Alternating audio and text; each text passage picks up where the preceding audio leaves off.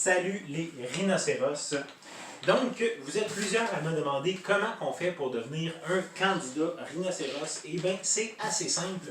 Premièrement, comme dans tout bon jeu, les élections, c'est un jeu. Donc, il faut vouloir s'amuser et surtout, il faut vouloir gagner. Parce que nous, on va gagner. Il va y avoir des élections en 2021. Et le but, c'est que tous les candidats rhinocéros qui vont se présenter deviennent députés. Ensuite, deuxièmement, il faut vous choisir une circonscription. Donc, pour faire ça, le mieux, c'est de m'écrire via un formulaire qu'on a mis sur notre site web pour choisir une circonscription. Puis, je vais vous dire si la circonscription est libre ou si elle est prise. Vous pouvez vous présenter dans la circonscription où vous habitez, ou bien vous pouvez vous présenter dans une autre circonscription, en autant que vous êtes capable de remplir toute la paperasse et les signatures qui sont nécessaires pour se présenter là. Donc, par exemple, moi j'habite à Rimouski et en 2019, je me suis présenté contre un ministre dans la région de Québec. Donc, il n'y a aucun problème à faire ça. Il y a juste une affaire qu'il faut savoir, c'est que si on se présente à Québec, il y a les radios de Québec, fait qu'on est mieux de venir de Québec pour se présenter. Au moins, moi, je viens de Québec, fait que je ne me suis pas trop fait ramasser par les radios de Québec. Ça a bien été. Ensuite, deuxième affaire, ça vous prend un agent officiel. L'agent officiel, c'est un ami, ça peut être votre blonde, votre chum, ça peut être un membre de votre famille. C'est quelqu'un qui va vous aider à remplir la paperasse officielle. Donc, il faut ramasser un petit peu de paperasse, il faut remplir des papiers, donner votre date de naissance, il faut dire à quelle adresse que vous habitez à Élections Canada, il faut aussi leur dire votre groupe sanguin, des affaires de même. Donc, l'agent officiel, très important. Ensuite, l'étape la plus importante, la plus difficile, je dirais, c'est les signatures.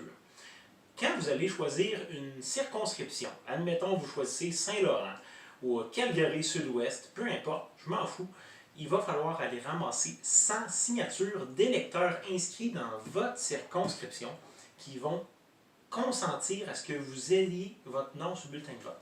Ça veut dire que j'arrive avec mon petit papier et je dis « Bonjour, monsieur, madame, est-ce que vous consentez à ce que je mette mon nom sur le bulletin de vote? Je veux me présenter aux élections, là. Est-ce que vous seriez d'accord? Est-ce que vous n'êtes pas obligé de voter pour moi, là.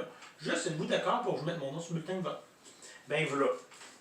Donc, les 100 signatures, c'est quand même une procédure assez longue à ramasser. Je dirais que ça peut prendre 10 à 20 heures de travail. Donc, si vous n'avez pas le temps de faire ça, je vous conseille plutôt d'aider un candidat dans votre ville ou dans votre région à mettre son nom sur le bulletin de vote. Puis en plus, avec le COVID, c'est plate, là, mais Élections Canada, ils n'ont fait aucune... ils n'ont pas été vraiment smart avec nous autres. On a fait des recommandations, puis ils les ont toutes jetées à la poubelle. Donc, après ça, une fois que vous avez rempli toute cette paperasse-là, puis que vous avez ramassé vos signatures, vous êtes en business. Il va vous rester des petites niaiseries, mais vous allez avoir votre nom sur le bulletin de vote. Voilà, c'est fait. Il ne faut pas oublier qu'après avoir mis son nom sur le bulletin de vote, il reste 2 ou 3 petites obligations. Il faut ouvrir un compte de banque. Malheureusement, l'agent officiel est obligé d'ouvrir un compte de banque. C'est dans la loi électorale du Canada. Et nous, au Parti Rhinocéros, on aime ça, la bureaucratie canadienne. Donc, on vous encourage à respecter la loi et à aller ouvrir un compte de banque.